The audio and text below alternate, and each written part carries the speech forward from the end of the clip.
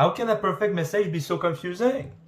Well, you're using a video made by the Freemason secret societies. This got to be from this Freemason, this video. And they are trying to say that the Bible is not the truth because if it was from God, it would not be confusing or just bad. It is confusing to those who has an ardent heart, and it is meant to be received by the humble of heart. So you are ardent, you cannot get it, and then you're using a Freemason video to try to disprove the Bible when they themselves use secret codes to communicate the information only to certain people. What hypocrisy! And you call me an hypocrite? Most people who know the story of Sodom and Gomorrah have read it at least once, some of them many times. And yet the majority have never noticed what happens between verse 8 and verse 14 of Genesis 19. The narrative moves quickly at this point. Events are accelerating toward catastrophe. The mob has been struck blind. The angels are urging Lot to gather his family and flee before dawn. And the urgency of the approaching destruction creates a forward momentum that discourages the kind of slow, careful reading that would allow you to notice that the text has just flatly contradicted itself. In 6 verses. About the same two people. In terms so explicit that no amount of interpretive creativity can smooth them into coherence.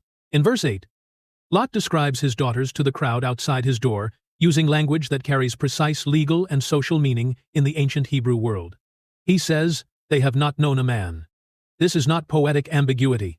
In the cultural and legal framework of ancient Israel, this phrase denoted a woman who had not yet had sexual intercourse, a virgin in the fullest sense.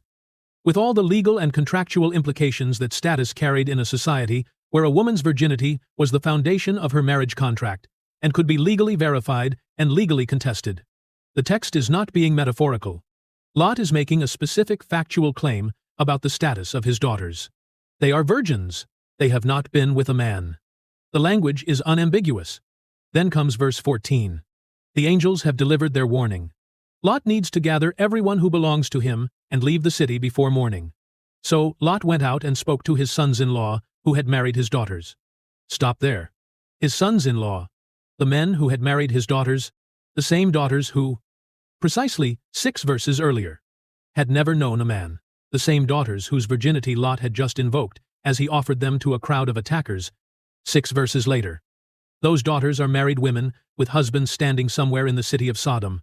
Defenders of the text have attempted various explanations over the centuries, and it is worth examining the most common of them honestly. Some scholars have suggested the daughters were betrothed rather than formally married, that the sons-in-law were actually pledged husbands, fiancés, rather than legal spouse, which might technically preserve the daughter's virginal status, depending on whether the betrothal had been consummated.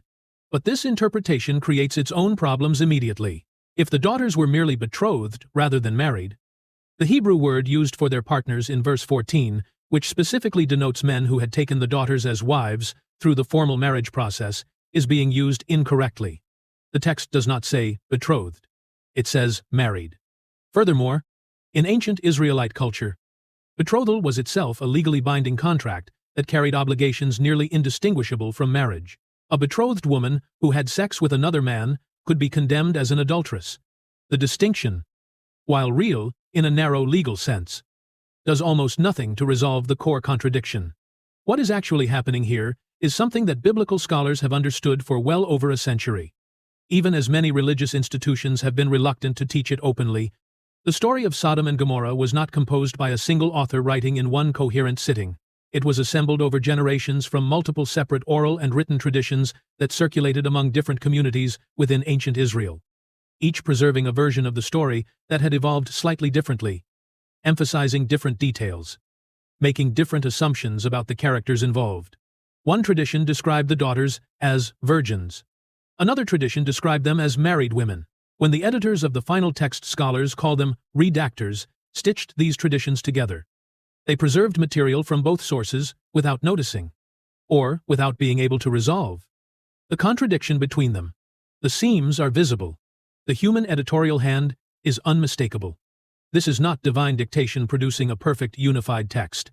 This is committee editing, producing a document with incompatible pieces that were never successfully reconciled. This matters enormously, because the internal contradiction is not merely an interesting textual puzzle for academics.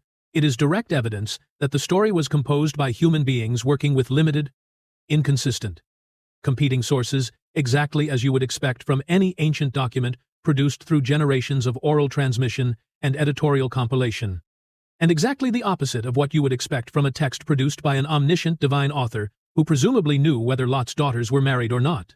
The narrative does not stop being disturbing once Lot and his daughters escape the destruction. After they flee, after Lot's wife is gone, after they have passed through Zoar and eventually retreated to the mountains, the text follows them into a cave. And there, the story takes a turn that reveals, with unusual clarity, the political function embedded in its final layers. Lot's daughters, believing themselves to be the last surviving humans on Earth, devise a plan. They will get their father drunk on consecutive nights and sleep with him to preserve the family line. They execute the plan exactly as described. Both daughters conceive. Both give birth to sons. The older daughter's son is named Moab, ancestor of the Moabites. The younger daughter's son is named Ben-Ami, ancestor of the Ammonites. Two nations with whom Israel was in chronic, bitter, sometimes violent conflict across centuries of history. And according to this text, both of those nations were born from drunken father-daughter rape in a mountain cave. This is not history. This is not moral instruction. This is propaganda of a particularly vicious ancient variety, the creation of a degrading origin myth designed to mark an enemy people as morally contaminated from the very moment of their conception. Every major ancient civilization practiced this. The Greeks wrote shameful stories about the origins of peoples they despised. The Mesopotamians embedded political hierarchies into their creation narratives. Egypt's royal mythology consistently framed neighboring kingdoms as descended from chaos and disorder. Israel was doing precisely what every ancient culture did, using sacred narrative as a weapon of political humiliation. The theologians knew this. The rabbinical scholars who compiled the Talmud knew this. The church fathers who debated which texts belonged in the canon knew this. They read the contradictions. They recognized the propaganda. And they taught it to children anyway, because the fear it generated and the control it established were worth more to the institutions preserving it than any honest accounting of what the text actually contained. That is impossibility number 4. By the time the angels deliver their final warning to Lot, the destruction of the entire valley has already been decided. The judgment is coming. Nothing in the plain will survive. Every city, every settlement, every structure in the region is scheduled for annihilation, not because individual cities have been separately evaluated and found guilty, but because the valley as a whole has been condemned. The angels are explicit and absolute about this. Flee. Do not stop anywhere in the plain. Do not look back. Go to the mountains and stay there. The instructions are clear, urgent, and geographically specific. Get out of the valley entirely. That is the command. Lot does not want to go to the mountains. He is frightened. Perhaps of the distance. Perhaps of what he imagines awaits him in the wilderness above the valley. So he makes a request that, when you examine it carefully, should strike you as one of the strangest moments in the entire narrative. He points to a small nearby town and asks if he can go there instead. He argues his case in Genesis 19. Verse 20. See now, this city is near enough to flee to, and it is a little one. Please let me escape there. Is it not a little one? And my life will be saved. Notice that he says it twice. Is it not a little one? As though the smallness of the town is itself the argument. As though a city being small is a morally relevant factor in a divine judgment that was supposedly based on wickedness rather than size. The angel agrees. He grants the request without hesitation, without consulting higher authority, without any indicated moral evaluation of Zoar's actual condition. And then comes the verse that should stop every careful reader completely. The angel says in verse 22, Hurry, escape there, for I cannot do anything until you reach it. Read that sentence one more time and let it settle. The divine judgment, the fire and brimstone about to fall on an entire condemned valley, is being held in suspension. God's destruction of multiple cities is on pause. The angel of the Lord cannot act until one man finishes walking to a town he selected himself.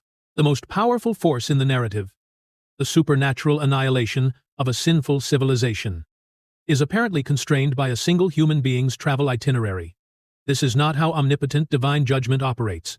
This is how magic works in folklore, with rules, conditions, and limitations that create narrative tension and give human characters agency within the story. Think of every folktale you have ever encountered in which a powerful supernatural force cannot cross running water, cannot act before midnight, cannot enter a house without invitation. These constraints exist because human storytellers instinctively understand that unlimited power makes for bad drama. If God can do anything at any time, regardless of human action, there is no tension, no choice, no meaningful role for any human character in the narrative. So the ancient authors who shaped this story gave their divine figures limitations, not because those limitations reflected theological conviction, but because stories require them. Zohar itself is revealing in another way. Its very name means small or little.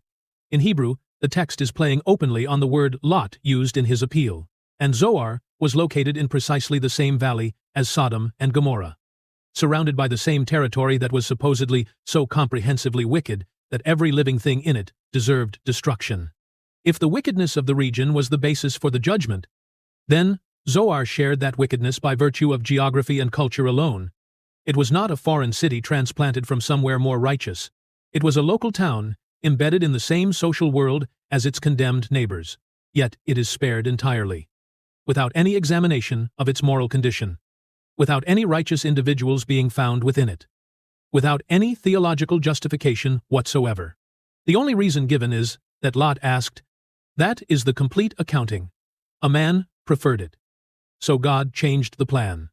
Archaeological evidence gathered across more than a century of excavation in the Dead Sea Basin suggests what likely happened in that region in the distant past. Multiple cities in the area appear to have been destroyed around the same general period. Possibly through seismic activity, the Jordan Valley sits along an active fault line, or through the ignition of naturally occurring bitumen and gas deposits that were abundant in the region, and well documented in ancient sources. Whatever the actual cause, the landscape that later generations inherited showed the ruins of destroyed settlements alongside surviving ones. Ancient storytellers needed to explain this pattern. Why were some cities gone, and others still standing? The answer the narrative provided was morally satisfying and politically useful. God destroyed the wicked and spared whom he chose. Zohar survived because Lot asked for it. The geography was explained through theology, and the theology was shaped to fit the geography. The people that made this video right here that you mirroring on your YouTube is to your own shame. I'm not going to congratulate you with this.